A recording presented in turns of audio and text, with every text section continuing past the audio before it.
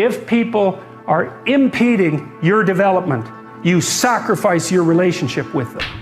It's a very, very rough rule. Let's say you're miserable and unhappy. Okay, here's a cure.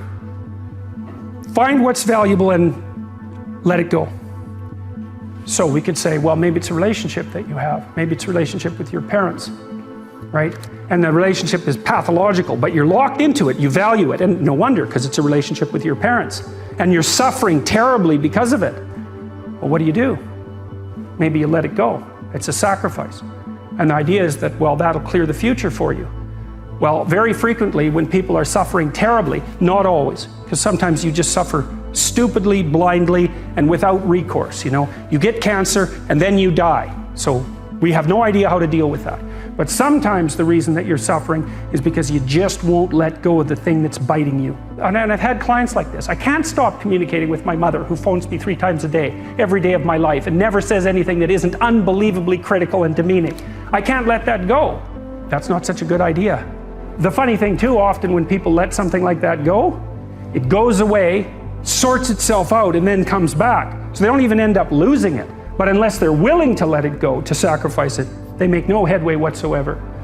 And I'm not saying I'm a great man, but I'm telling you this here though, I ain't what I was. You might not think all that much of me, but you would if you knew what I was though.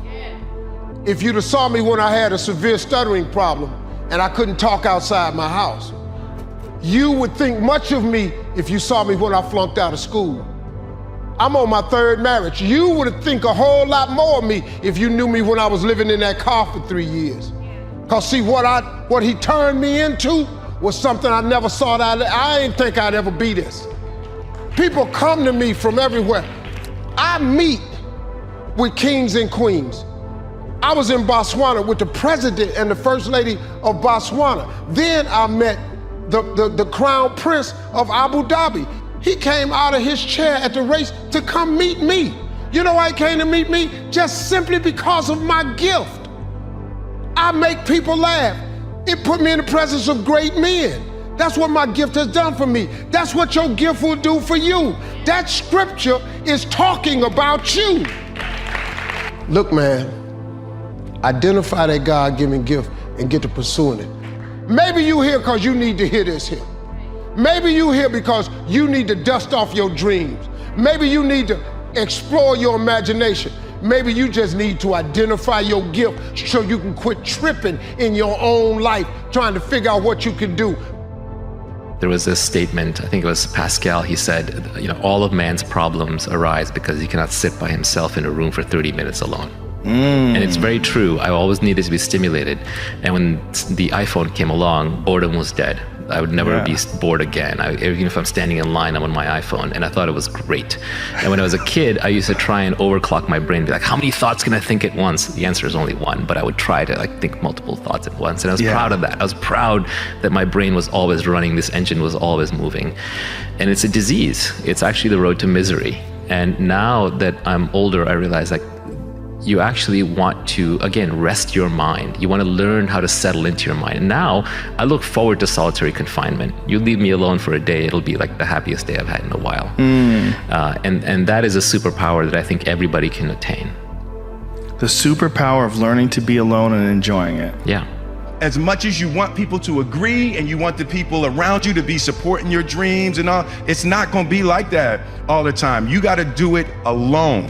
And people will help you, and when you get the ball rolling, people will jump on. But if you don't believe, nobody else is going to believe. People come along because your belief is so insane, that your belief is so strong, that makes people be like, yo, this crazy. Yeah. Following your dreams is a lonely, solitary, scary, dangerous pursuit.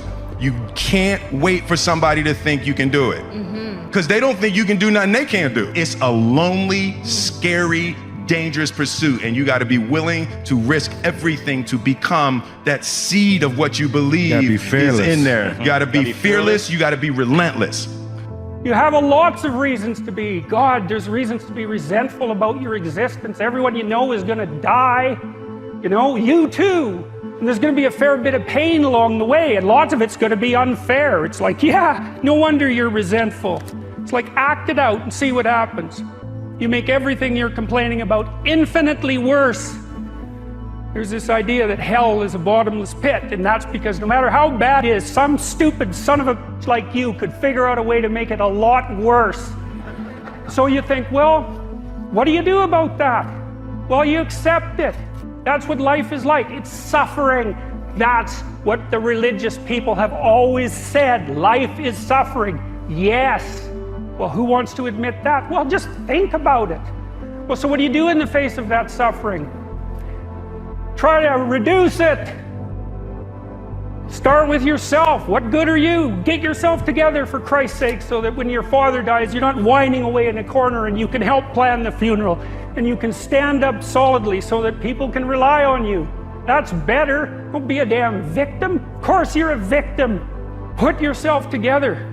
And then maybe if you put yourself together, you know how to do that. You know what's wrong with you, if you'll admit it. You know there's a few things you could like polish up a little bit, that you might even be able to manage in your insufficient present condition. And so you might shine yourself up a little bit, and then your eyes will be a little more open, then you can shine yourself up a little bit more, and then maybe you could bring your family together instead of having them be the hateful, spiteful, neurotic, infighting batch that you're like doomed to spend Christmas with. So then you fix yourself up a little bit, kind of humbly, because, you know, God, you're a fixer-upper if there ever was one. And then you got to figure out, well, can you figure out how to make peace with your idiot brother? And probably not, because he's just as dumb as you, so how the hell are you going to manage that? And so then maybe you get somewhere that way, and your family's sort of functioning, and you find out, well, that kind of relieved a little bit of suffering, although it reduced the opportunities for spiteful revenge, and that's kind of a pain in the neck. And so then you get your family together a little bit, and you're a little clued in then, at least a bit, because you've done something difficult that's actually difficult. You're a little wiser, and so then maybe you could put a tentative finger out beyond the family and try to change some little thing without wrecking it. It's like, our society is complex, and we teach our students that they could just fix it. It's like, go fix a military helicopter and see how far you get with that. It's like, what are you gonna do? You're like a chimp with a wrench. Whack! Oh look, it's better! It's like, no, it's not better. Things are complicated, and to fix things is really hard. And you have to be like a golden tool to fix things, and you're not. And that's the other message of the West. It's like, how do you overcome the suffering of life? And I'm not saying it's only the message of the West. How do you overcome the suffering of life? Is be a better person. That's how you do it. Well, that's hard. It takes responsibility. And I think, you know, if you said to someone, you want to have a meaningful life? Everything you do matters. That's the definition of a meaningful life. But everything you do matters. So you're going to have to carry that with you. I get, worried sometimes. I get these feelings. And so what I decided to do was create a 90-second rule for myself where I would end suffering as it arises. Because anybody tells you you're gonna end suffering is full of crap. The reason is your brain is a 2-million-year-old brain. It's not designed to make you happy. It's designed to make you survive. But there's no saber-toothed tiger for you to react to anymore. So now we worry about, what are people thinking of us? Do I have enough money? Over the last 2 years, what I've done is play this little 90-second rule. And if I feel tension in me, I go, okay, that's suffering. Where does it come from? What am I stressed about? What am I concerned about? And what I immediately do is I realize the stressful thought, what I really do now is I dig in and I notice that the only time you have stress or suffer is when you believe a stressful thought.